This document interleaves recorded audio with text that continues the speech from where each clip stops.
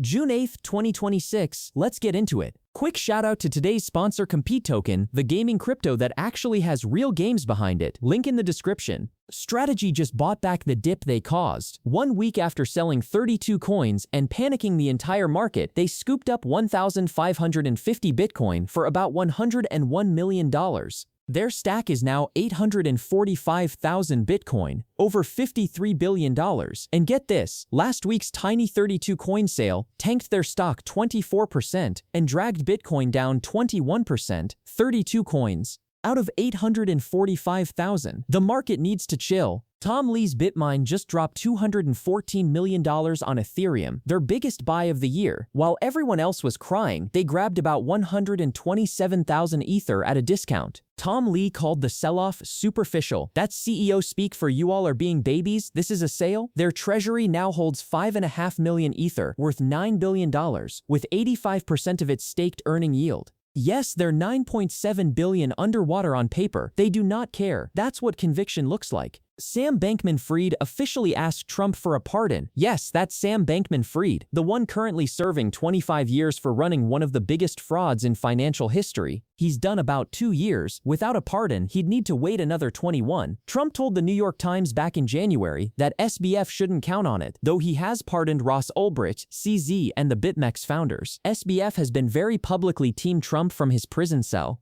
Real remember me please energy. Spot Bitcoin ETFs just bled $1.72 billion in a single week, and it's the 4th straight week of billion-dollar outflows. BlackRock's IBIT alone shed $1.34 billion. Fidelity lost $200 million. But here's the funny part. While the giants are puking, the smaller funds are pulling in cash. Hyperliquid ETFs got $16 million in inflows. Even Ripple's funds went green. The institutions are selling. The degens are accumulating. We'll see who's right in 6 months. Bybit is letting you buy tokenized SpaceX shares before the IPO even hits Wall Street. Trading starts June 12th through Xstocks, the Kraken-linked tokenization framework. SpaceX is targeting a $1.8 trillion valuation. That would make it the biggest IPO in human history. And here's the kicker. SpaceX's filing revealed they're holding 18,700 Bitcoin on the balance sheet. Wall Street spent a decade saying crypto would never matter. Now Elon's selling his rocket company on a crypto exchange. Bitcoin reclaiming 63,000 wiped out $540 million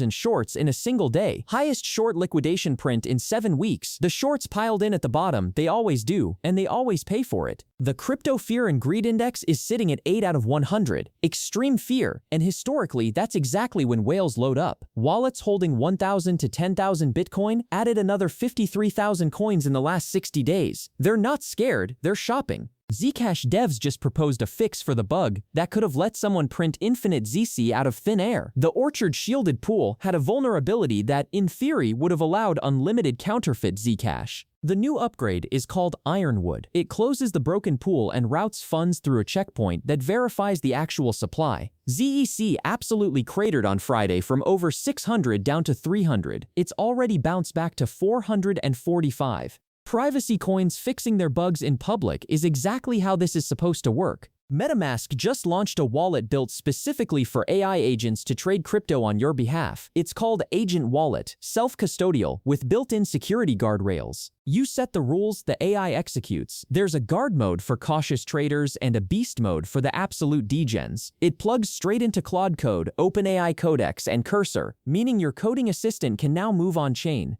The future where your AI is up at 3 a.m. aping into memecoins while you sleep is officially here. Yuga Labs just white hat rescued $570,000 worth of Bored Apes from a hacker. A protocol called Floor got exploited Sunday. Someone converted tiny amounts of wrapped ether into a near infinite token balance and drained the pools. 29 Bored Apes and 2 CryptoPunks were sitting in there. Yuga's devs counter-rescued them and are holding them in custody until the owners come forward. NFTs have been quiet this cycle, sure, but the JPEGs got saved by the good guys. That's a small win we'll absolutely take. A guy in China memorized 11 of 12 seed phrase words and brute forced the last one to steal 107 Bitcoin. He got 10 years and 9 months in prison. He cashed out about $97,000 before getting caught. Quick math, that's about $100 an hour for the next decade behind bars. And here's the interesting part. The Chinese court classified Bitcoin as property under criminal law.